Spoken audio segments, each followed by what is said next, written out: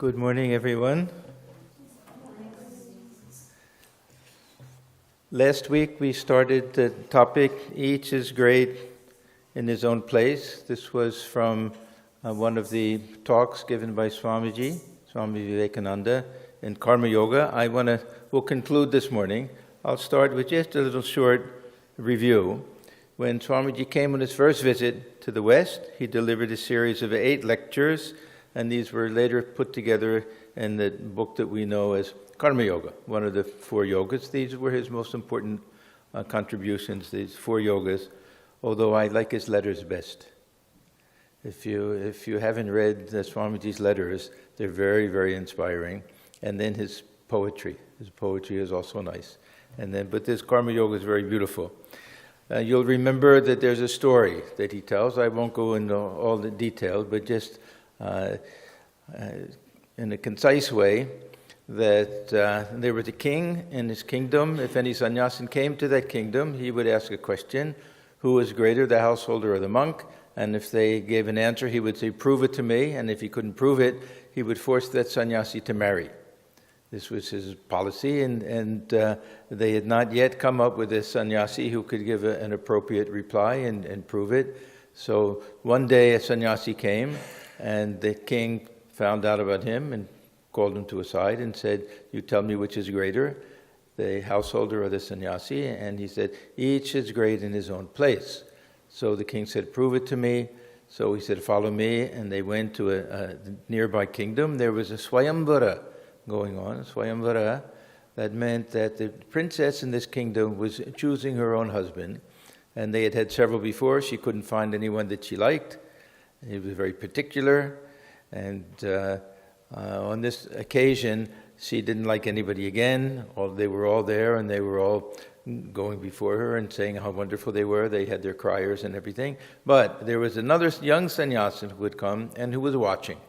And he was very handsome and very strong and everything. And she looked at him and she fell in love with him. So before he knew what was happening, she quickly went over to him. And she had a garland. That was the way she would choose. She put it around his neck. So he said, what is going on?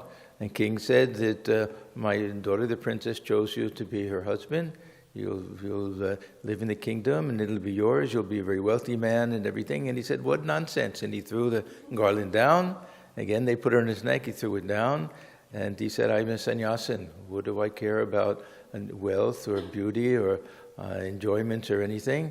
My life is dedicated to God. And he threw it off and he quickly went into a nearby forest. The princess was so in love with him that she ran into the forest also. And then the first sannyasin said to the king, let's go watch and see what happens. So the sannyasin, he found his way through the forest and he disappeared. So the princess is there all alone. It's getting dark. She didn't know what to do. She's sitting there weeping. And they said, we'll find a place for you. And the 3 of them made a little bed under a big tree. And this tree was the shelter for a family of birds, mother, father, and 2 little birds. And they said, we have guests that have come to live with us in our house under the tree. We should do something. So he said they may be cold. So he went and found some burning fire and he brought a little twig and they started a fire under the tree so they would stay warm through the night. And then the father bird thought they have nothing to eat. So he said, let me offer my body as food for them. And he flew into the fire. And they were, of course, shocked when they saw it. And the mother bird said, there are 2 of them, it's not enough. That she also flew into the fire, and the other 2 birds did too, the little children. So the princess and the king and the sannyasi, they spent that night without any food and feeling very bad that the birds had all died. The next morning they went back. So this sannyasi went to the king and said, now you have your answer, that each is great in his own place. If someone wants to be a sannyasi, they have to have that same perfect renunciation, no interest in wealth or enjoyments or pleasures or anything like that. And if one wants to be a householder, they have to have that same selfless attitude. They live only for the sake of others and for their dharma and everything like that. So you see, King, that each one is great. The duty of the one is not the duty of the other. but whoever fulfills that duty is doing the perfect job, so there's no way to say which one is better, so the king accepted it. So this is the story. So Swamiji really, he is talking about not trying to compare. This is a big problem, that we're always trying to compare, and naturally, we read in the Gospel of Sri Ramakrishna, who has a better chance of God realization, who are the really spiritual people, the householder or the monk. So this is very important, this lecture, to show that there are two different sets of obligations and duties. Each one is equally important. We shouldn't try to compare one to the other. And this is true of individuals, it's true of countries, nations also. Swamiji had that theory. Each nation had its own swabhava and swadharma, its own nature and its own place to play in world culture. In India, he felt that the spirituality was the core. In the West, it was practicality. So he had this idea that you don't compare one to the other, each one is great. But the duties of one are not the same as the duties of the other. So we'll find with this idea of duty and dharma that it's different. There's a dharma for a sannyasi and a dharma for a householder. Actually, the householder, there'll be 7 different types. We'll see that it's not a monolithic type of conception of duty for the householder. And it's especially true with the teachings that Sri Ramakrishna gave, because some of them were highly advanced spiritual souls. In fact, we can say all of them that were regular devotees belong to the inner circle. They're not ordinary householders, and his teachings weren't ordinary. So sometimes we'll see that these teachings for the householders, they seem too high, even for the monks. That there's so much emphasis given to dispassion and constant remembrance of God that we wonder, is it even possible?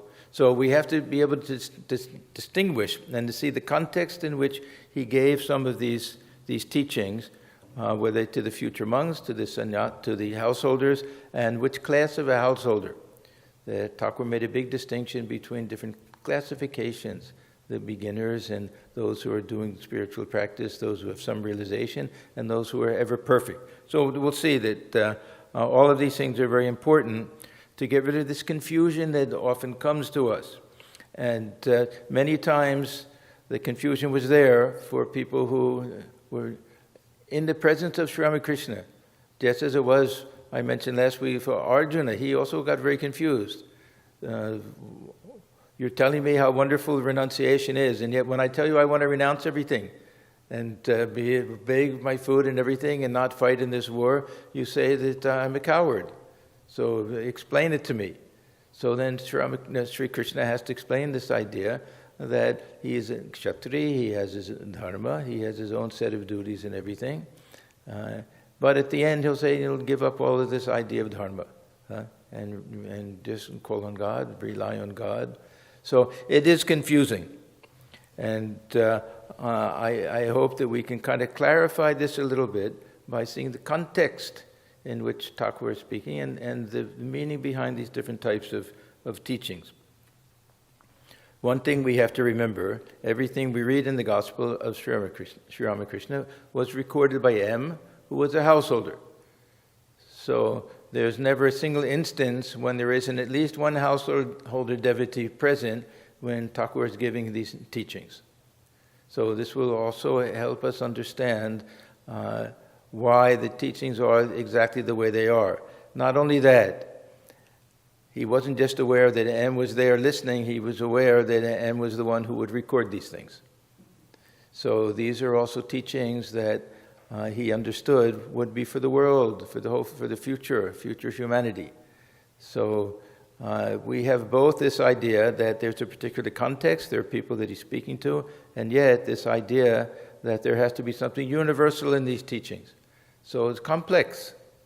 It's complex. Thakur is very straightforward and simple in his teachings, but we shouldn't be fooled. There's a great depth to it and nuances, different types of teachings, emphasis under different circumstances and to different people. So we'll find sometimes that it seems that Thakur is speaking directly to the householders. We even have one chapter that advice to householders. And as I say, at least one householder is always there. And I doubt if there was ever a time when M was the only householder there. He used to go on the public days. He would go on weekends or holidays because he had to work. Sometimes he had a long vacation, but in general, and it was only the young future monastic members who had more of an opportunity to go at other times. And Thakur would tell them that you come and meet me during a weekday when there are others here. I can give you some other teachings. And we know that when Thakur had only the monastic disciples there, that very often he would tell them, you go and lock the door to the room. Make sure that nobody comes.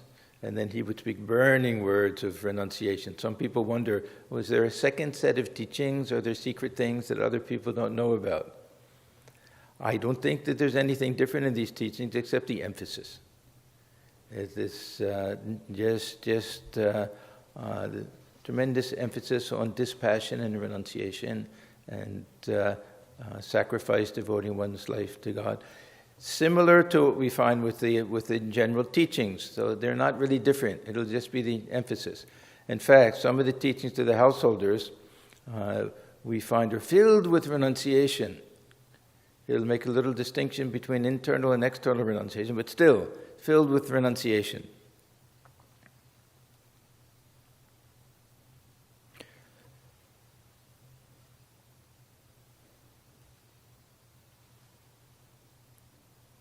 So when we read the Gospel of Sri Ramakrishna, we find that each and every teaching has some relevance to householders. There are one or two times when he's talking to Narendra, it seems almost like a private conversation, and somebody gets a little afraid about renunciation. He said, this is just between the two of us. Even then, he knows that M is there and recording things. So we have to know how to take these things. I remember when I first read the Gospel of Sri Ramakrishna, when I was young, I was 24. When I read it, I thought, unless I become a monk, how can I follow all of these things? The emphasis was so strong, even though all of the things to householders, hold on to God with one hand, I thought I'll always feel like I'm compromising. Now, I don't want anybody to have that same feeling, because Thakur he also doesn't want that. But just to show that if some people think that there was some special, different type of teaching for the monks, and that this is somehow watered down. It's not watered down at all. It's very strong stuff. So we can only imagine what took place behind those locked doors. Swami Premananda, he used to say that compared to what we heard when we were alone with him, that these are just like Sunday talks, he said, something like that. So we can't even imagine, especially when we see some of the remarks that he made to M, and also we'll see, I want to talk a little bit about M, and also this Ishan Mukherjee, because there's a special conversation with him. Even in our last reading of the Gospel of Sri Ramakrishna, how strong he was, when in the beginning he says that the householder can only get rid of some of the sinful things that are done during householder life by taking to monasticism, to renunciation. We think, oh my God, does he really mean that? Then he softens it later. But my point is we have to know who he's telling this to. And this, of course, is mostly to M at that time. So this is not to belabor the point, but the context is very important with all of this.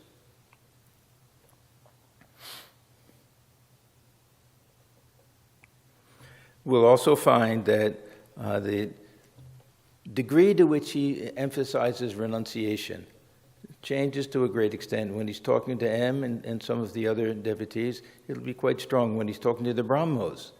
And remember that at that time, many people came to him who were highly educated in Western thought and highly influenced by the British, and didn't much care for this idea of sannyasa and renunciation. They were completely involved with social service, social reform, things like that. So Thakur had to give slightly different types of teaching to them. He knew if he told them, renounce everything, that they probably wouldn't come back again. So we'll find a difference that way also. He would tell them that do both. That with one hand, hold on to God, with the other hand, do all of your duties in the world. Now, all of this goes to the point of how Sri Ramakrishna looked upon individuals, jivas, that there's one way of saying that, well, we have two categories. We have the monks and the householders. This is too simplistic. That Thakur talked about in general, not just this distinction, but in general, that there are different categories. There are those who are paravartakas, who are just beginning in spiritual life. There are some who are sadhakas, that they've started doing some type of spiritual practice. There's some who will attain something. There'll be siddhas. There'll be some who are ever perfect. Siddha, these or nitya siddhas, these very special types of souls. So he had different types of teachings because they had different types of samskaras. They came into the world with at a different stage. So Thakur was very much against this idea that everybody is born with the same, at the same spiritual level, and with the same type of background and samskaras, and with the same spiritual power. This was a big point with him, because people used to say to him, how can it be that God gives one more power and another less power? He used to get very annoyed. He said, what a stupid statement that is. He didn't say stupid, of course, but he said, how can you make such a statement? An intelligent person like you, this Vidyasagar used to say it, how can you make such a statement? And don't you see how, because of your stature as such a learned man and such a generous man, how people flock to you? And then he says, how is it that one man can beat off 10 other men when they come, and another can't do anything at all? Everyone has a different power. So he made this big distinction between the mental and emotional power and physical power that people have, and the divine presence within. Divine presence is the same in everyone. We're all one with the ocean, but we're all different sized waves in the ocean. And we all have different levels of spiritual progress that we come into the world with. So from the spiritual point of view, of course, no distinction between one person and another. In fact, we have this ekatmavada idea, there's only one self, really. There's just God dwelling within all the beings, the divine light shining through each and every set of eyes. There's no distinction whatsoever there. But from the point of view of the coverings, especially the mind and the intellect, we're all at different stages of development.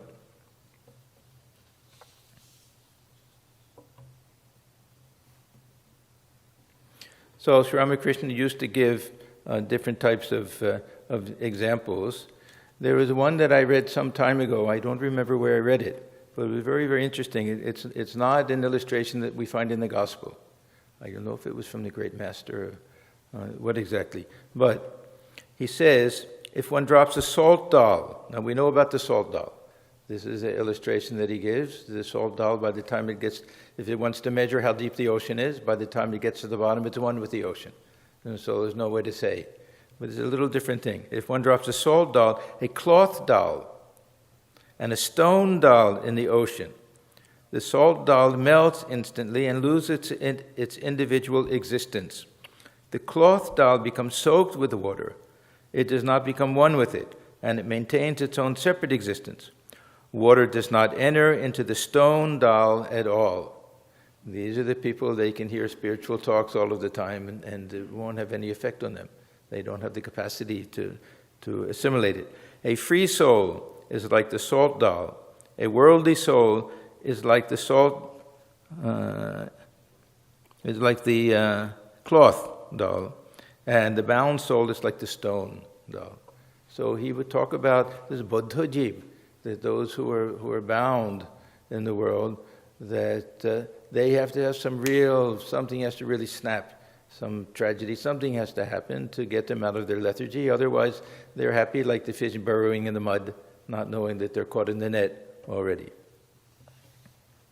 There was a conversation that Sri Ramakrishna had with Rakal's father. Rakal's father was a very worldly person, a wealthy man, a powerful man, but not much interested in spiritual life. He said, all men are by no means on the same level. It is said that there are 4 classes of men: the bound, bodhoji, the struggling, the liberated, and the ever-free. It is also not a fact that all men have to practice spiritual discipline.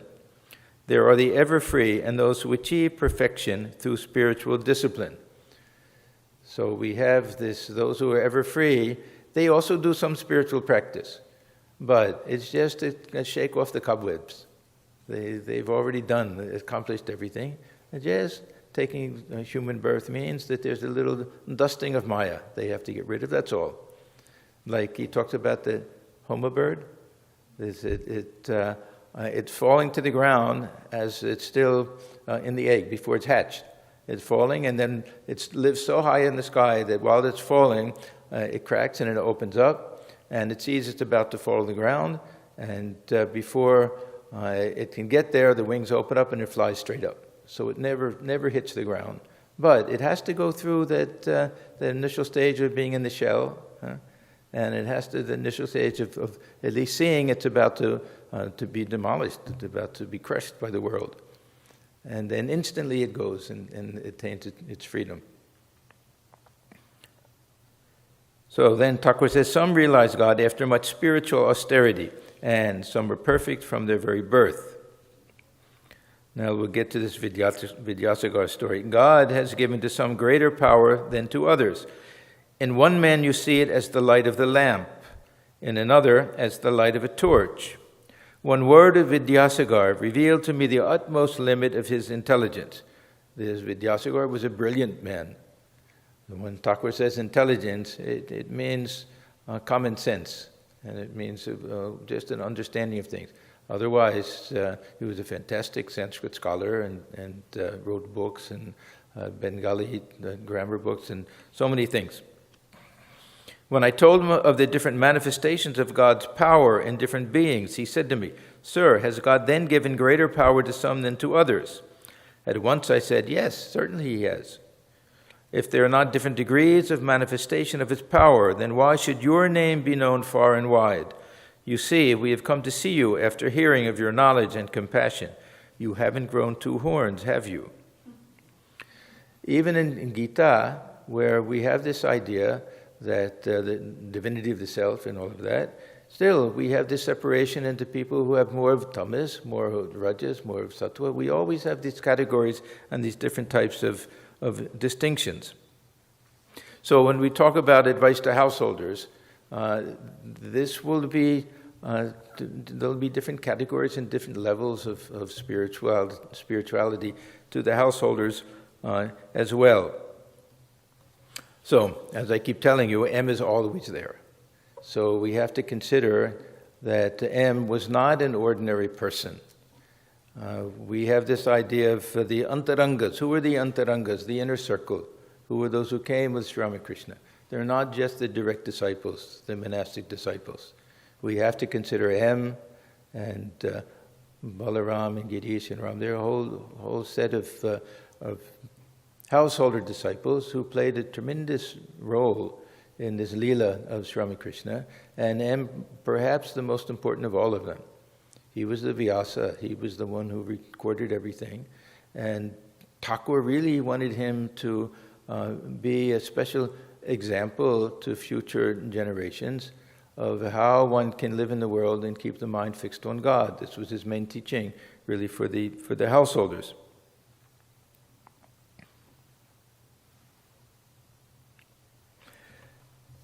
Another point is that when Sri Ramakrishna gave certain teachings, very often it's what I think of as a corrective. That it seems like, why is he going so far in this one particular direction? Why is he emphasizing this so much? And if we see, very often it's because the people, they had a view that was also skewed too much in the other direction. I think that is very true, very much true of the teachings he gave to the Brahmos.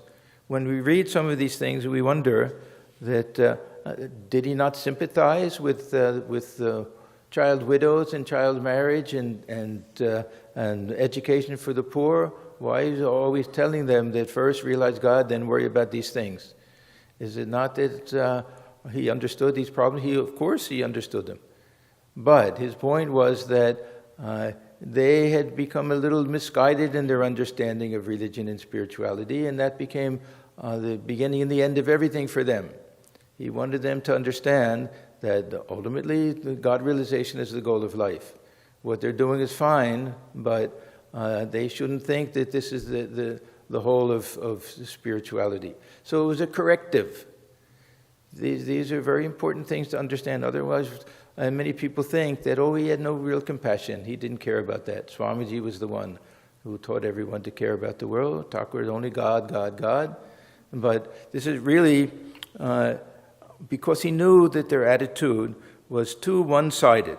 So we find this in many instances that when he gave advice, either he was doing something that would give some further confirmation to the spiritual ideal that somebody had. He always said he never wanted to disturb anyone's spiritual attitude. Either that, or he was trying to correct something. So we find very often with the Vaishnavas that he'll talk about, yes, taking the name of God, this is the most wonderful spiritual practice, but then he'll start talking about this one-sidedness and how one has to see that all paths are going to the same ultimate goal. So he'll do that as a type of corrective that way.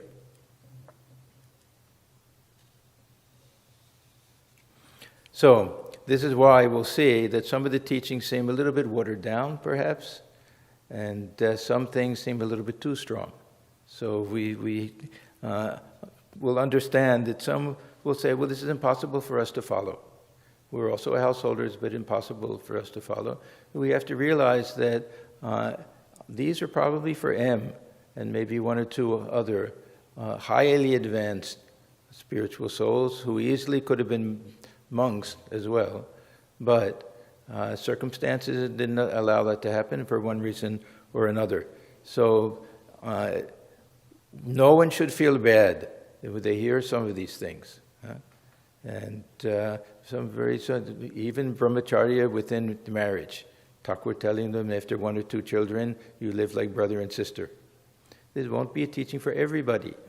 This will be only for those who really have some spiritual depth. And I know of several different cases where young married couples, they would hear this, and one would say, yes, I want to do that, and the other would say, oh, okay. And the marriage ended. And then they both got married again to somebody else. So one really has to be ready for some of these teachings. It's very important for us to not try to do things that we can't do. So let me go through some of this, a little bit of the teachings that Thakur gives to M in particular, because they're meant for him specifically and for all of us generally, to a certain extent, and we have to know what that extent is. Sri Ramakrishna understood when he saw M that there was something special about him. Now, we think that Thakur knew everything. Huh? He knew more or less. He would see people, and we know he could recognize who was special, who was meant to come to him and everything. But it doesn't mean that there weren't cases where he would have some type of expectation. So he saw this young man come M, immediately saw that there was something special about him, and perhaps in his mind thought, oh, he could be one of the ones that I've been praying to Mother for. He would say, Mother, please send me those who can accept my teaching fully, those who will renounce everything. So this is why when he first asked M, are you married? And M said, yes, sir. He said, oh, Ramlal, he's married. What a shame. So M thought, what kind of man is this? What's wrong with being married? This is one of the samskaras. This is one of the great things of Hindu tradition, how it praises the grihastha. Why is he saying that? And then he asked, have you any children? And he said, yes, I have children also. Oh, and he has children also. Now, why? Is he denigrating the householder life? No. That he saw that the M had these qualities within him, that he could have renounced everything. Why his samskaras, or why his role in this divine Leela was such that he married and had children, we don't know. It doesn't make sense to speculate about these things, but whether it's karma or anything else, very difficult to say. So Thakur said to him, don't feel bad. He said, you see, you have certain good signs. I know them by looking at a person's forehead, his eyes, and so on. And this was also the period when the other monastic disciples started coming. So it's quite natural that Sri Ramakrishna would see him and think, oh, he's like the other boys who will renounce everything. He was a little older, but still, Thakur had that feeling, and always longed to renounce everything. He really prayed to Sri Ramakrishna to allow him to renounce the world. In those days, it wasn't that uncommon for people with a family, wife and children, men. In those days, the women weren't free to do things like that, for them to renounce everything. There was a tradition that at least a son should be born. After a son is born, who can look after the mother, then if one really has that tremendous renunciation, they're allowed to renounce the world. This was a tradition that way. So M always had that longing. He was unhappy at home. We know the whole story with that. And Sri Ramakrishna didn't allow it. These are the curious things. We don't know why exactly. Take the case of Girish, another curious thing. Thakur gave him the Garawa cloth. When Swami Vivekananda, the elder Gopal, he wanted to give some Rudraksha beads and Garawa cloth to sadhus, and Thakur said, you won't find better sadhus than the ones here. And he gave one, he kept one reserved for Girish. And afterwards, Girish also wanted to renounce everything, and the Holy Mother said no. So why? Huh? Very hard to say. Thakur had one idea for him, and Holy Mother saw, and no, he still has these desires within. So, but in any event, M was left behind to represent a different ideal. All along we're talking about these two different categories, the householder and the monk. But I mentioned last week that we find a new vision, a new ideal for both the householder and the monk. That Swamiji gave us a new vision of the monk who lives in the world and has the duties and obligations to perform with regard to helping the world. So we have our dual, this Atmano Mokshatam, we have our dual motto, and Jagad Hitaya Cha, that we have to think of the welfare of the world also. And with regard to the householder, Thakur gave us a new ideal, this Grihi Sannyasi.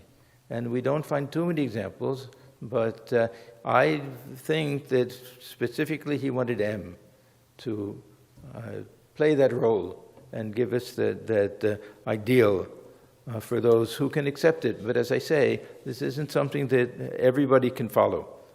That even M, if we want to be perfectly honest, after all of this, he had more children afterwards. So we have to understand it's a very high type of ideal for the householder to try to follow. So all of the teachings we find given to M specifically, we have to understand they may not be for everybody also. That we appreciate that ideal, we try to live up to it and work towards it, but what M can do and what ordinary people can do are two different things. He was a very, very special type of soul. When M first met Sri Ramakrishna, he asked a series of questions. And one of these really had to do with how the householder should live in the world.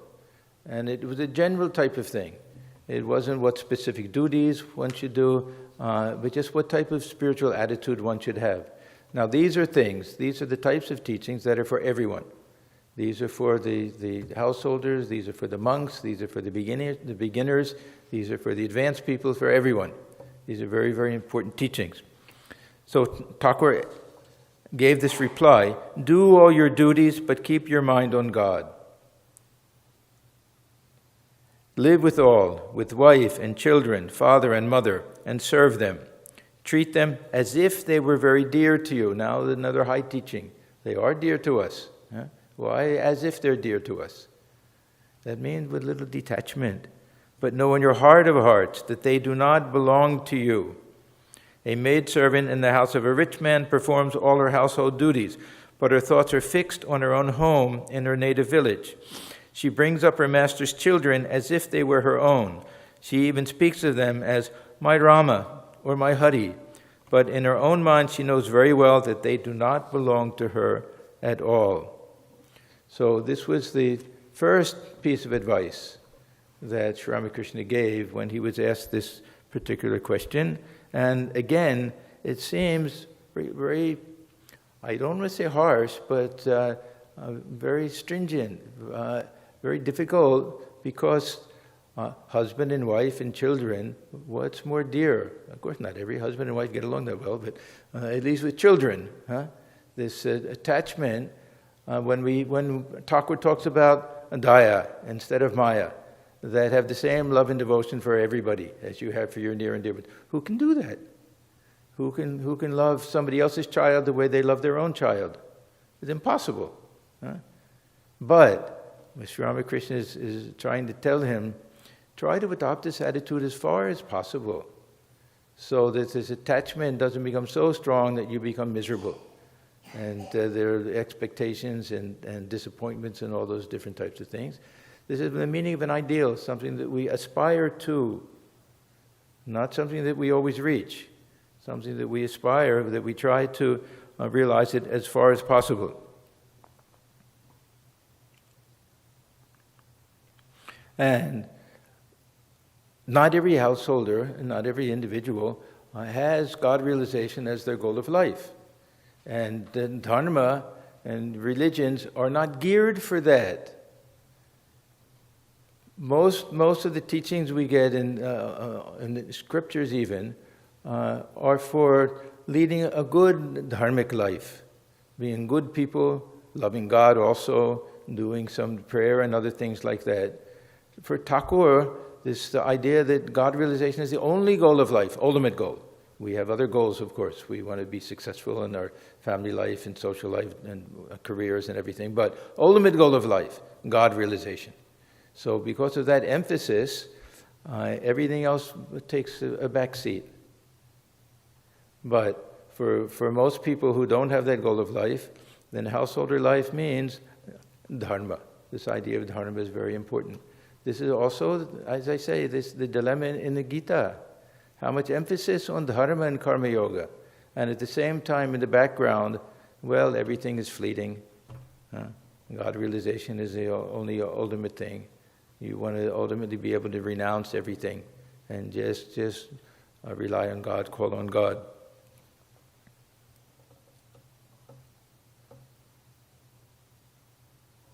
So this is why Sri Ramakrishna, he emphasized a little bit this passion towards the world, not a little bit, this passion to the world, so that we can fix the mind on God. This is the main thing. If we can live in the world and do all of our duties and have love for our family and friends and everything, but at the same time, not such a fixation that we're unable to withdraw the mind from them. So at the time of meditation and everything, we can really be fully engaged, immersed in the thought of God. Now, this is a problem for everybody, monks also. We don't have necessarily attachments to family members, but we have attachments to the things that we do, to our work and our guru and other fellow monks and all different types of things that also we try to, of course, see the divine in all of this and let that not be an obstacle. But this is also something that everybody has to face. So we have this idea that we want to live in this world a little bit like a stranger. That's why Thakur loved the song that Swamiji first sang, Mono Cholo Nijo Niketone, that, oh my mind, dwell within your own abode. Why do you wander aimlessly here? And like a stranger wearing strange clothes, this isn't your real home. And Baby Dakmon Keo Karonoi, he used to sing the song, a very hard hard things. Oh, my mind, tell them nobody is your very own. God alone is your very own. How we love our friends and family and everything and feel they're our very own. Huh? This again is a corrective. Is taking a teaching too strongly in the other direction because we're too attached in the other side. Huh? It's not that we want to turn our backs on everyone and, no, I don't love you anymore. Will we say that to children and husband and wife? No, but deep down within we have to feel that this is fleeting and transitory. And that, yes, while I'm here, this is my house, this is my family. How many lifetimes I had with different houses and different families? And that there is an ultimate abode, which I'll go to at some point, returning back to that divine reality from which I came, which is already my home right now. So it's a little bit of a corrective. Why does Holy Mother say, no one is a stranger, my child? A corrective from the other point of view. Huh? We start to think that, I don't need anybody, I don't care for anybody. Then she'll say, no, they love everybody. No one is a stranger. Learn to make the whole world your own. So these are all trying to get us back into balance a little bit.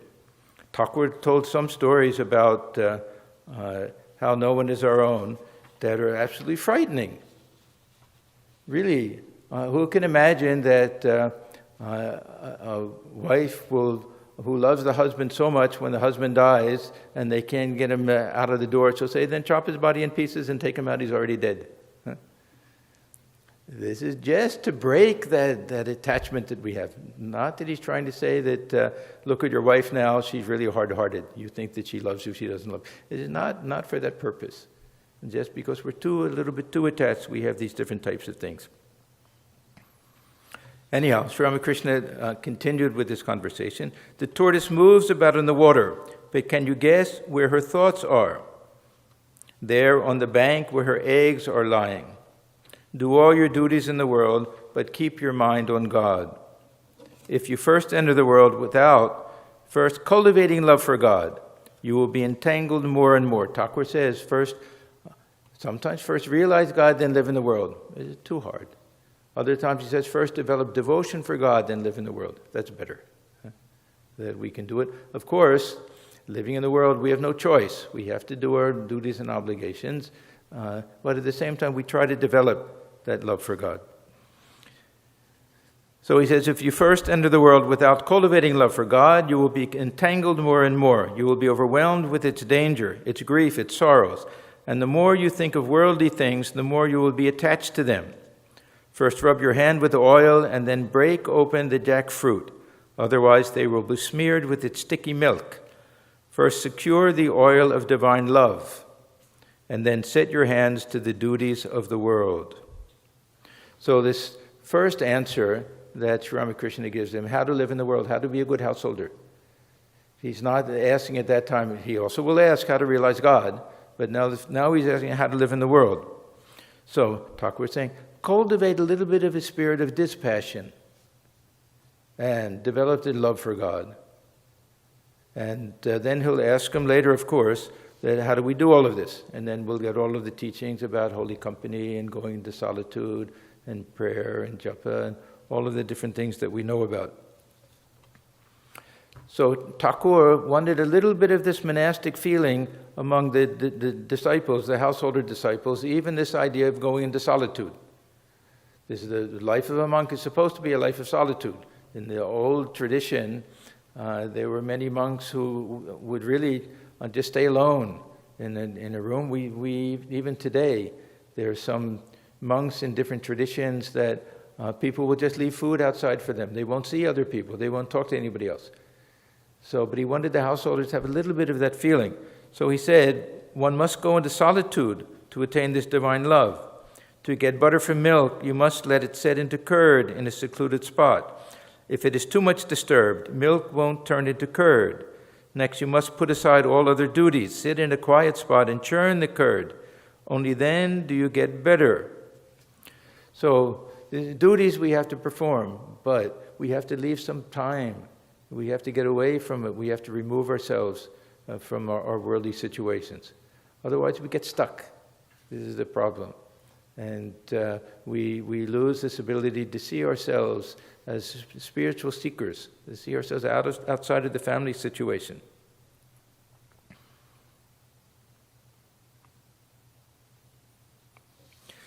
When Thakur spoke to the Brahmos and to Keshav, he watered it down, we think. It sounds like it. Now, Keshav was very intelligent. He also accused Thakur of that. It's a very nice incident when he says, Thakur says, "You people speak of doing good to the world." He's talking to the Brahmos. "Is the world such a small thing? And who are you, pray, to do good to the world?" Now, it doesn't mean that we shouldn't try to do good to the world. We should. But this is all that they were thinking about. First, realize God. See Him by means of spiritual discipline, a Brahmo devotee. But what about our worldly duties? Duties associated with our earning money and so on. Now, Thakur will give an interesting answer. Yes, you can perform them too, but only as much as you need for your livelihood. Now, this is another thing that sometimes, under the guise of duty, we do things that we like. We get more and more entangled. And we say, I'm a householder, this is what I'm supposed to do. Thakur is telling them that even the householders have to make sure that they limit these entanglements, that they start preparing for that next stage of life. At the same time, you must pray to God in solitude with tears in your eyes, that you may be able to perform those duties in an unselfish manner. You should say to Him, O God, make my worldly duties fewer and fewer. Otherwise, O Lord, I find that I forget Thee when I am involved in too many activities. This idea of duty, again, it has two sides to it. That things that we have to do, there's not a good idea of duty. The Swamiji says, no, look it upon your opportunity to do it as worship and everything. But there are certain things that we feel there are obligation debts. Rina, we have this term. There's pancha rina. There's 5 different debts that we owe. These, of course, we should do joyfully and happily. But if they're fulfilled, then move on. It's not that these things are to be done all of the time. There has to come a time when we can give up these things also. So he says, you should say to God, O God, make my worldly duties fewer and fewer. Otherwise, O Lord, I find that I forget Thee when I'm involved in too many activities, specifically for the Brahmos. I may think I'm doing unselfish work, but it turns out to be selfish. People who carry to excess the giving of alms or distributing of food among the poor fall victim to the desire of acquiring name and fame. He gave a nice illustration. He said some people will go to a temple. You'll see outside of temples there'll be a long line of beggars there. And they'll spend the whole time giving a little bit to each of the beggar, which is nice and good, of course. But then when it gets time to go into the temple, no time left. They don't go. He said, go to the temple first. Then when you come out, give your heart's content to everybody else. So he again, this corrective of balance. What do we give the top priority to? Now, I just want to briefly go to this chapter, Advice to Ishan. Ishan gets such a blast from Sri Ramakrishna that if it had been done to us, we would have withered on the spot. I'm convinced of it. I don't know who could have withstood the fiery words that he gave. You know, these great souls, that they can get into some type of almost divine anger. We say, well, what does that mean, divine anger? Look at in the New Testament Christ, when he went and saw all the moneylenders outside of the temple, how he turned over their tables and kicked them out and all of that in some divine ecstatic state. So Sri Ramakrishna could also do that sometimes. So we have this chapter, read this chapter in the Gospel, Advice to Ishan. Now we have to know who this Ishan was. He, again, was not an ordinary person. Swamiji apparently was friends with the Ishan's son, I think, if I remember correctly. I don't know how old Ishan was, but I think he was a kind of retirement age, was ready to give up and everything. So Swamiji knew the family very well and knew this Ishan. And if we just read this one chapter, we think that Takur really doesn't care for this guy too much. But Takur loved him very much. And he was extremely generous. Swamiji used to say that everyone talks about this Vidyasagar. Ishan is equally, if not more generous than Sri Ramakrishna, than Vidyasagar. He did so many different things like that. So Thakur went to his home. He was highly beloved by Sri Ramakrishna, but he'll really get blasted this one time. Thakur was going to the Kali temple and he saw that Ishan was there sitting on the steps doing some type of ritual things, kosha kushi and everything. There's some ritualistic practice. And Ishan is also, he had been telling Sri Ramakrishna he wanted to do this Puruscharan, the type of spiritual discipline where you do japa, you repeat it day by day by day from the new moon to the full moon and then decrease and go back again. Probably it was a Gayatri mantra, something like that. Because Thakur kept saying, just call on mother, why are you doing all of these things? So Thakur saw him there and he gets into this mood and he just kind of lays into this Ishan. The Ishan, he was doing all sorts of different kind of community things. So anyhow, Thakur says, arbitration and leadership, how trifling are these? Charity and doing good to others, you have had enough of these. So like Vidyasagar, a certain period of time comes, let the others do it. Start a foundation, let the other people run it, and you devote yourself to spiritual life. Those who are to devote themselves to such things belong to a different class. Now the time is right for you to devote your mind to the lotus feet of God. He knew this Ishan was had tremendous spiritual potential. If you realize God, you will get everything else. First God, then charity, doing good to others, doing good to the world, and redeeming people. Why do you need to worry about all of these things? And then he said, be mad. Be mad with love of God. Let people know that Ishan has gone mad and cannot perform worldly duties anymore. Then people will no longer come to you for leadership and arbitration. Throw aside the kosha kushi, these different utensils for puja. Throw aside the kushi kushi and justify your name of Ishan. Ishan means who? Shiva. Shiva was the ideal of renunciation and dispassion. He would forget about everything, go to the cremation ground, spend his time lost in meditation, or be up and singing and dancing in the name of God. So he says, justify your name of Ishan, live up to those qualities of Shiva. So what does this all show? One thing it shows is that Thakur, he didn't really say, oh, you're householders, that wait till the next life, you won't achieve too much. He told them, no, you can also do it. You have that potential. But the time comes when you have to really practice this renunciation. Internal renunciation is the key to everything. But we shouldn't think that that means that we can have all of our possessions, our enjoyments, and do everything and say, oh, deep within, I'm not attached to anything. There has to be some external renunciation also. It doesn't mean giving up the family, going into the forest, but it means leading a life of moderation. In the case of them, it meant leading a very austere type of life. The householder can also do that. Monks can also lead a life of luxury. We see so many pictures of some of the swamis nowadays with all those gorgeous clothes and so many people and fanning them and sitting on thrones and all of that. So these are dangerous for everybody. So otherwise, Thakur could have simply said, yes, what you're doing is good, you're helping society, you're a good person, this and that. But he said, no, I know, you can also realize God. Don't think because you're not a monk that you can't do it, that the householders can also do it. So Thakur, he really, we shouldn't take this as meaning that he had anything against the householder life, but he wanted them to understand that if they put their mind to it, they can achieve the same thing. In the Gita, there's a very beautiful verse, in the beginning of chapter 6, who is a real sannyasin? We make this distinction, householder and sannyasin. Who is the real sannyasin? The person who has no attachment to his work, who does everything just out of joy, does everything as an offering, doesn't care for the fruits of his work, perfectly unselfish. This is the real sannyasin, not the one who just puts on the Garawa cloth and gives up family life and duties and everything. That's not the real sannyasin.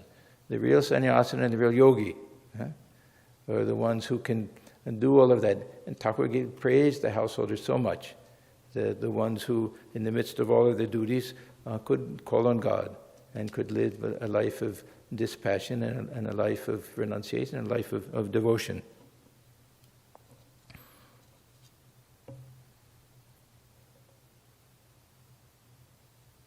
So Thakur understood the pluses and minuses of the householder life, the advantages and the disadvantages. Sometimes he said that, yes, the better the householder, it's like fighting from within a fort. Holder mother used to say, the white cloth is better than the Geruva cloth. You put on the Geruva cloth and you want everyone to bow down before you. This pride will come.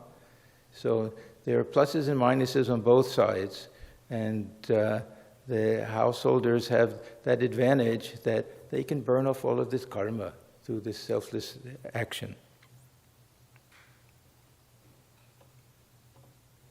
So I'll finish with just one final statement showing the tremendous regard that Thakur had for the ideal householder.